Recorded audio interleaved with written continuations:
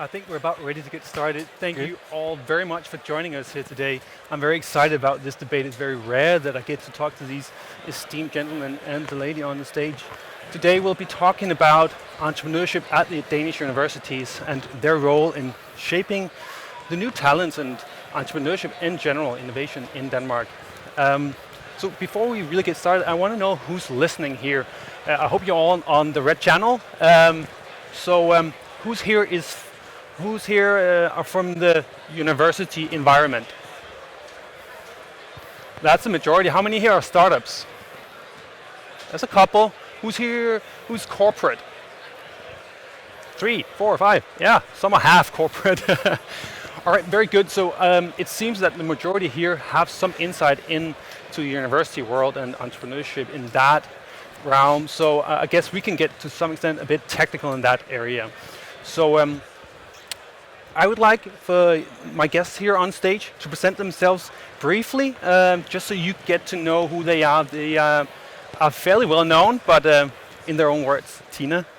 My name is Tine Thygesen. I am an entrepreneur, and my most recent company has got 100 employees. But why I think I'm sitting here is because I'm one of those people that sometimes have been the connection between the startup and the business world and the universities. I've sat on the board of Copenhagen School of Entrepreneurship. I sat on the board of ITU's business development, the organization they're using. I've been an advisor to the Nordic Council of Ministers and to EU when we're talking growth in entrepreneurship. And Anders? Yeah, my name is Bjarklev. I'm the rector or president of the Technical University of Denmark, DTU. And I'm actually also myself an entrepreneur, but that goes 20 years back or something like that. But I'm co-founder of the company Crystal Fiber in 1999. But I would also say that experience has certainly been, I think, the major reason why I have the job I have today. So it's actually quite important in that respect. We are working on entrepreneurship very intensively at DTU. I think we have come a far way as universities, but I also want to say that there's a lot of things to be done still. Thank you. Very interesting. I'm Michael Johansen. I'm the rector or president of Aalborg University. As my colleagues here, I think we focus a lot on entrepreneurship and on bringing the ideas of the students out into the real world as startup companies. And we have a different model for that, and I can come back to that in a moment. Brilliant. Yeah, my name is Nikolaj Malchow-Møller. I'm the president of Copenhagen Business School. I've been so for half a year now. And of course, at Copenhagen Business School, being the business university of Denmark, we focus a lot on entrepreneurship and see it as extremely important. All right, so now you know who's debating here on stage. My name is Morten Andersen. I'm the CEO of Venture Cup Denmark. We do competitions and acceleration programs and try to help out the Danish universities in fostering entrepreneurship. So before we get started really on biting into this, I would like to ask, why is it that we should focus on entrepreneurship at the Danish universities? Why is it the university's role? Universities have always been catalysts of innovation and basic research and education, but why is it that they should take on the role with entrepreneurship as well? Maybe Anders, to start? Yeah, I could start and say the reason why DTU is in entrepreneurship is certainly because we look at our mission, and our mission is to be of benefit to society. So we strongly believe that we, as the place, the university who educates about half the Danish engineers, and technology is important in many startup connections. There we believe that we certainly have a job to be done. It's important. If we don't take that on, we basically don't do our job. Right, so it's very core to your mission, really. It's core to our mission, yes. Yeah, how do you perceive that, Pierre? Yeah, but I think I could say something very equivalent to what Anders says. And in general, I believe that we as a society, we need much more entrepreneurs. We need many more youngsters based on the ideas that they can generate throughout the study programs, evaluating them and see if they are viable for making companies. I think it's necessary for the society that we have a number of grow up companies, startup companies. But on top of that, I believe it's also very important that we advance the startup companies, that we not only initiate and start a lot of companies each year, we also need to advance them, in particular more than the 3-year limit. That's very, very necessary. Excellent. My answer, I support what both of my colleagues are saying here, but my answer could probably be a little different. Back in the days when I was a researcher, I was working with entrepreneurship, but from a labor market and economy perspective. And you are asking why we should focus on this as universities, and it basically goes back to Joseph Schumpeter's creative destruction hypothesis, that if we want innovation and growth, we need new companies to replace some of the old and obsolete companies. And that's of course what we need to support as universities. But I think actually today, and this may be more important than ever given the speed of development, but I think it's also important not just in terms of new companies, but in fostering an entrepreneurial mindset.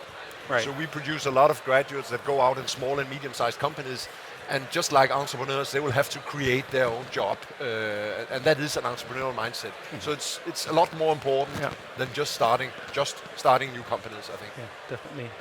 Tine? Yeah, I think the world is changing, and it looks vastly different from when universities as an institutions were created. And of course, the universities, in order to match the demand out after that progress, needs to adjust with that. And I understand that is, of course, a very difficult process, because they're big organizations, they're connected to a lot of things. So I don't think that the gentlemen here have an easy task. Oh, thank you.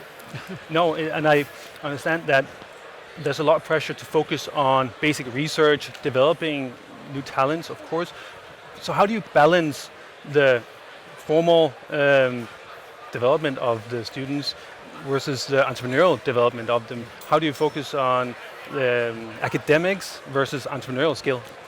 For me, I think there's a mixture between the two, but because you have a solid academic background. But I think a lot of our students, they have entrepreneurial ideas. They like to test things. And I think that in combination with the academic knowledge is very, very important. So I don't see them as two missions apart. I see them as one mission that you can bring out by using your entrepreneurial mind. You can bring out your academic ideas to flourish and to become companies, and we see more and more students being interested in that. We can see that from the entrepreneurial courses, which by the way are credit awarding courses. We can see that an increasing number of students each year are interested in that, and on top of that we have some extracurricular courses, and which are not credit which do not give the students credit, but even those courses, you see more and more students being interested. So I think in fact you bring the academic and the entrepreneurial mindset together. Yeah. I think you raise an extremely important point, and just following up on what Per says, that we need to move away from seeing this as two separate things that we should fulfill. I think that is probably our main job, to say there's not a dichotomy here between entrepreneurial skills and academic skills. I think that's probably our most important task, to integrate this stuff. I actually had one student. I have some very smart, but also some very demanding students at CBS. And one of them, he was quite fed up with all this, what he called teaching to the test. So he said, we need to challenge the students. Why don't we have a compulsory course where you have to start a company? So you can actually see how you can use your academic skills in starting, and also get motivated for acquiring extra academic skills. I'm still thinking a bit about that course description and what sort of troubles that will create if we have to push 20,000 students through the CVR register in the course of a few years. And Anders? Yeah, I'm completely agreeing with my colleagues here. I think it's really a question of having complementary elements. I see in entrepreneurship as a way also for the academic world to get inspiration, to get connected to the surrounding society, as well as we also can see that if you do scientific work, do research, that also complements your ability in teaching and education. And actually what we want at DTU is also to have the entrepreneurial mindset as a part of not a specific course, but spread out, so it gets into the culture, into the activities that the students experience. And therefore I don't see, of course it's for all of us, I'm sure everybody here knows that, we only have 24 hours per day, and that's a limit for most people as well as for employees at universities, but I don't think fundamentally there's no conflict. There's nothing in contrast. And actually, we see the professors who involve themselves in entrepreneurship typically get connected so closely with something that goes on, some real stuff, that it makes them more attractive as role models, as people who you want to follow their courses because they are doing something exciting. So actually, it tends to help the teaching, it helps the research if you do the other thing. So it's not an either or, it's actually both one or the other. Mm-hmm. But it's important for society, but it's also important for the students to become entrepreneurial in the fact that you also need it in small, medium-sized companies, but also in larger companies in order to disrupt themselves. You need a specific mindset from the candidates whom you employ in the companies. So of course it's important to start up companies, new companies, but it's also important to bear with you the particular mindset in order to bring in a new way of thinking into the traditional companies. And I think that mindset is where sometimes the worlds collide. Because in academia, there is of course a method where you need to go back and prove there's a right and there's a wrong. And there's a right if we can refer back to some old research or to some old science. And in the world that I come from, there is no right or wrong. And the whole point is not to look back, but to just try things and test things. So I think that there is a challenge in creating that mindset where people go out and fail. And I see that sometimes when I get, as a recipient of the young graduates, when they come out, that sometimes that people can get a little bit paralyzed in that, but what is the right way to do this? And what is the right answer? And it evokes quite an amount of fear in them when I then explain that, but we don't know what the answer is. We don't know what you're looking for, but just run. But I think we see that often in science as well. If you're a scientist, you need to have a bold idea, and you're not always on solid ground. Yeah. But sometimes you need to pose a bold idea in order to create the great breakthrough. Yeah. So in that respect, I believe science is by nature also entrepreneurial. Makes sense. So there's a lot of new questions ticking in from the audience, as you see down here, and a lot of them are to do with how the universities in practice actually support entrepreneurship in different realms. How is it in courses? How is it with international students? How are you using EdTech? So over the course of the past 10 years, each of the Danish universities have developed your own incubation environments and support entrepreneurship in various ways. But it's to some extent in silos. You do it differently. So is there best practice being developed between the universities, and what works? How do you actually work with entrepreneurship, Anders? Yeah, I'd like to say that what we see, for instance, one thing that we've been doing a lot at DTU has been working with student entrepreneurship, whereas 10 years ago it was more the employees who were involved. And we've done that through examples like DTU Skylab. I hope most of you have heard about that. Otherwise, come and see us. You're always welcome. DTU Skylab is a place where we try to really make an environment for the students to experience things. And one very important thing that we always say there, and have been saying from the very beginning, is you're welcome to bring your friends.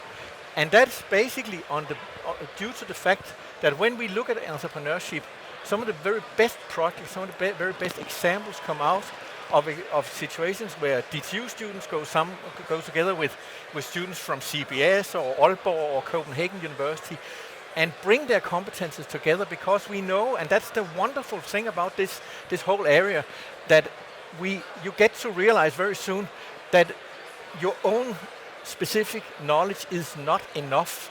So you need to combine it with other people and other people's abilities, and that gives you, in the right context, respect for other people, respect for other professions, and that's actually a nice thing about the whole thing also. But I think really it's important that we open, so we open that. Of course, then we also among the universities try out things, share with us, because the wonderful thing is here also, we don't need to keep this for ourselves. I'm only happy if somebody come and copy DTU Skylab and make it even better, because then I will go back and try to copy that with Per or with Nikolaj or whoever do that. So I think there's not the fear of that kind of competition in this area. And Nikolaj, CBS and Copenhagen School of Entrepreneurship, you were the first university incubator in the country. At least one of the very first ones, right? And since then, a lot has happened. Do you look at the rest of the universities and take some of the best elements from their incubation environments and entrepreneurial environments? I wish I could say yes, but I think actually it's more important to figure out the solution to the problem you raised at the beginning. How do we make sure, because like Andersen, we have the principle that you can bring at least your smart and creative friends when you start at Copenhagen School of Entrepreneurship. But the thing is that does not happen to a sufficient degree at the moment, I think. And we are working on figuring out how we can foster that cooperation. So what is it takes to get the students at CBS to bring their friends from DTU, or to get friends at DTU, because that might actually be the first problem. And a simple thing as distance just between Lyngby and Frederiksberg, that is an issue. So I think at the moment that's what we're discussing, DTU, ITU, us and the University of Copenhagen. How can we bring the students together? And one idea that we have been working on is to run a joint summer school, a talent program for talented students from DTU, Copenhagen Business School, ITU, and bring them together in that way, and hopefully that will foster some cooperation. Because clearly we are open, but it's not happening. So Tine, you've been on the board of an array of different organizations and boards that work to foster collaboration between entities. So what is the importance of bringing students together across universities and bringing the universities together? It's hugely important, right? It almost can't be underestimated, and the same way when in our own companies, right? This isn't just at the university issue, and I think it is something that's lacking, and we have to remember that we're up against some traditional groups, right, where engineers think that it's a little bit pointless what the people in sales or in marketing or in business are doing, and vice versa. And in my husband's company, he is from DTU, and they were 3 engineers, and then there was 1 business guy who was from CBS. They started at Copenhagen School of Entrepreneurship. Today they have 100 employees, so it's gone well. And when they started, the funny story for me, because I'm also from business, is that the 3 engineers said, it's nice, but do we need that guy? Because they kind of thought that the whole point, and of course today, if no one had been selling all of the brilliance that they could do, they would have been nowhere. So there is a lot of work in telling the stories and encouraging people and making them understand. And perhaps a bit of beers and a bit of summer school isn't a bad place to start. It's worked before, right? Yeah, but also creating the physical locations where they can meet. So we shouldn't underestimate that either. That could be, yeah. That's exactly what we try to do. We have different hubs.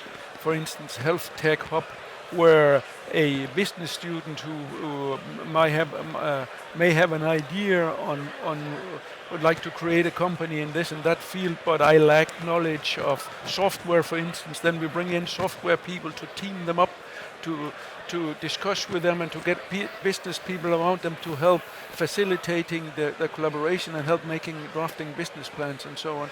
Because as you state, it's immensely important that you bring the necessary competences together from the beginning. It's not as if you can take software people to a certain level of technology and then you bring in business people. Then it simply doesn't work. You need to work together from the very beginning, because the end result might be a little bit different, because when we know what the market demands and vice versa.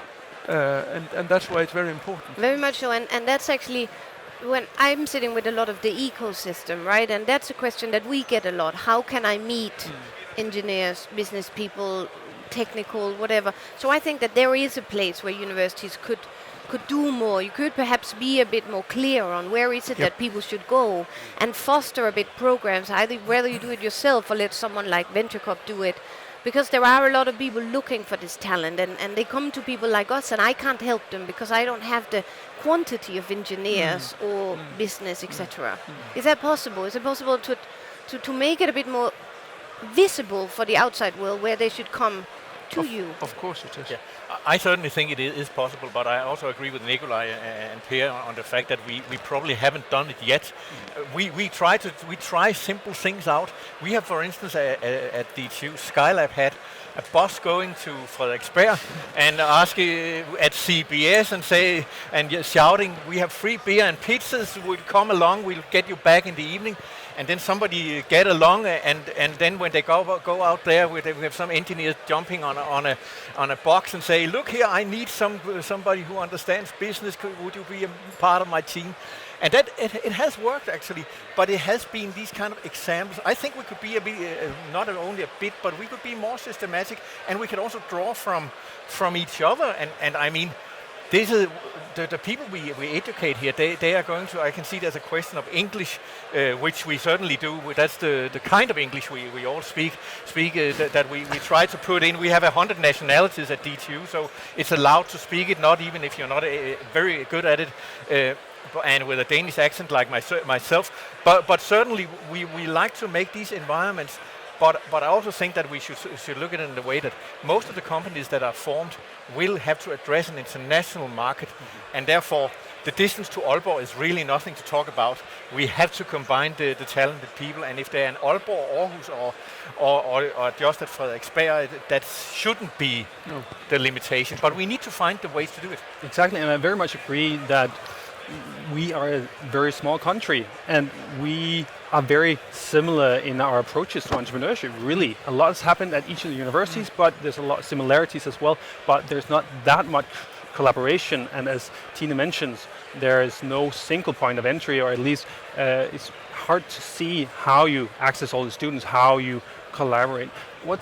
How are we going to lift that challenge going forward? How are we going to ensure that Aalborg seems as close as DTU does to ITU or CBS? But to me, I think that IT technology could help a lot here, because most of us we hold lots of meetings on via the net and things like that, and that can be done here as well. We can apply net-based system. I think, however, from our university perspective, we are a comprehensive university, and we have from business, economic to medicine, everything, and engineering encompassed in our own university, and of course that helps. In this case, we can bring people easily from one place to another, one field to another. However, I think that from a national perspective, we should of course be much better at collaborating, all of us, and we can. I think IT technology has not been utilized as much as it should be. And you raise a good point that whereas CBS and DTU, you have commercial traction, and DTU has a very technical approach, so you're market-oriented at the ground, right, the foundation.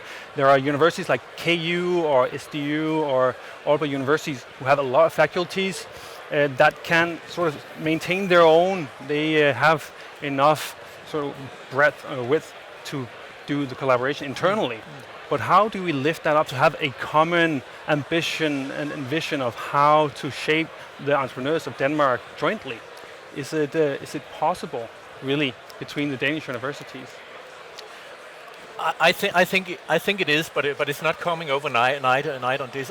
The thing is really that we need to get the professors and the teachers and the scientists to understand that this is a chance for them, a chance to do better science, to do their job even better, and it's exciting. I think, and that's the element of it. Of course, we also have to realize that people who have been working 20 years to become a professor is not necessarily an entrepreneur, and shouldn't be either. but that doesn't mean that they cannot have a lot of benefit from working with people who have that mindset, and can also see themselves as those who carry those elements onto the next generation. Because remember, all the people who teach at universities, they have one big thing that guides them, and that's really a strong desire to bring the very best knowledge onto the next generation. That's what makes them get up in the morning and work all day. So we have to understand that. So I think we can get them to understand this, but we have to work with it, and we have to praise the elements when it works. So we have to say, when we have a good collaboration with Aalborg and DTU, we bring these people forward and say, look here, these are fantastic people, and so on, and in that way get others. We use the role models. It will take time, but I think it can be done. But why don't we have a national bulletin board? It's quite simple. If you are at a particular university, you have a business idea, and you work with that business idea in order to isolate what sort of competences do I need, then why don't we have a national bulletin board in where you can advertise for the sort of competences you need in order to bring your company forward? That would be quite simple. So Tine, you have an external view on all of this, basically, compared to the universities at least. So where do you see us being in 5 years? What do we need? Where should we be in 5 years in this element? Well, at least I see that it's 10 years ago since I was the CEO of VentureCup, and there are some of the questions still come up, right? So there are some things that we haven't managed to change yet, despite a lot of people working their best at it. And one of the things I think is that access and the understanding, because it isn't just the talent, it's very much also the science, right? That the corporates and the companies want, and a lot of the science cannot be used, the patents cannot be utilized at universities.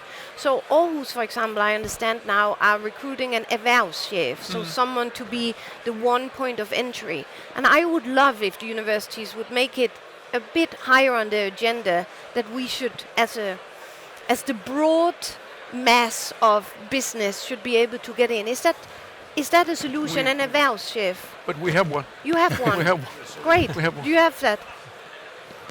We don't have a specific erhvervschef, but we certainly have a lot of connections, and we make nearly 1,500 contracts with private industry every year. So it's not that doesn't work. We are certainly teamed up to do that, but we do it in a slightly different way. And I'm really very much, I like to say, we one common solution for everybody is not normally the case, and it isn't in this case either, because we have 8 different universities, and we have to respect the differences.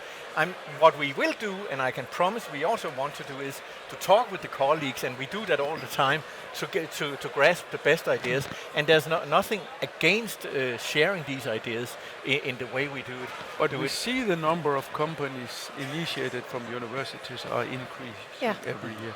Only last year we started 53 companies from Aalborg University, and I guess the colleagues have similar numbers. So in jointly we do a lot of startups every year. Nikolaj? We can always be better at cooperating, and I think we are moving in the right direction as the 8 Danish universities. I think if you look back 10, 15 years, you would have seen 8 universities more like silos than we are today. A lot more cooperation is taking place, and a lot more should be taking place.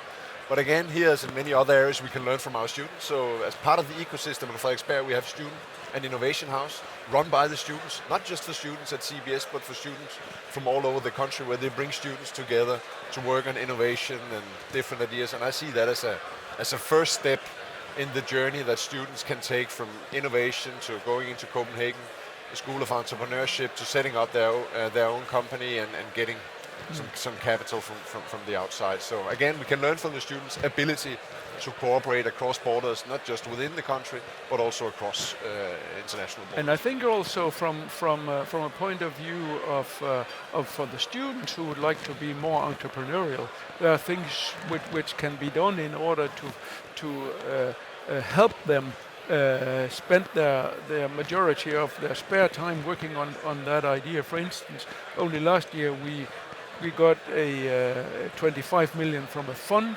a fund where we can seed the students so they don't have to work in spare time. We can give them the equivalent amount of money so they can spend time on their ideas rather than working at some grocery store or things That's like that. definitely something that we see very effective, because that also means it takes training, right? Yes. It's a craft to build companies. It means that when you come out, you've already done some of that craft. Exactly. You don't start from zero on the practical side. So last comment before we start wrapping up. Anders? Yeah. I just like to say we certainly also try to take the next step. We just formed a new part of our organization called DTU Entrepreneurship, where we're actually going to do science and work on this as a scientific area to share this and to make sure that the next generation come on. I would also like to add that I think we see a very nice movement right now. We see a young generation who are much more interested in doing this than we have seen before. And that is also why we at DTU, we had 87 startups last year. There's 52 were made by our students. That's a fantastic, we've never seen that before. However, just a small word of caution here, and I think we need everybody to help out here. I start to feel a little bit with the very young students holding back for one reason. They come from the performance generation. Yeah. They are so focused on performing high grades, and that doesn't work if you're going to do entrepreneurship, because as you say, you're going in unexplored territory. That's a dangerous thing to do. So failure is the method. We need to convince the young people, forget it, relax, take it easy, and just go out and conquer the world. If you want so desperately to conquer it, you are going to lose it. Brilliant. I think it's a very brilliant point to end up on, that you cannot force entrepreneurship. You need to provide the environment for it, instill it in the education, have it sort of, so it's not the dichotomy between the academic learning and the entrepreneurial mindset, and then sort of foster the real passion among the students to use their skills and passion to make a difference in entrepreneurship. So thank you very much. Very interesting point. I hope you all enjoyed it. Thank you for your questions. And hope to talk to some of you later today. Thank you to the panel members. Thank you. Thank you so much, guys. Thank you so much. If you don't mind taking your water.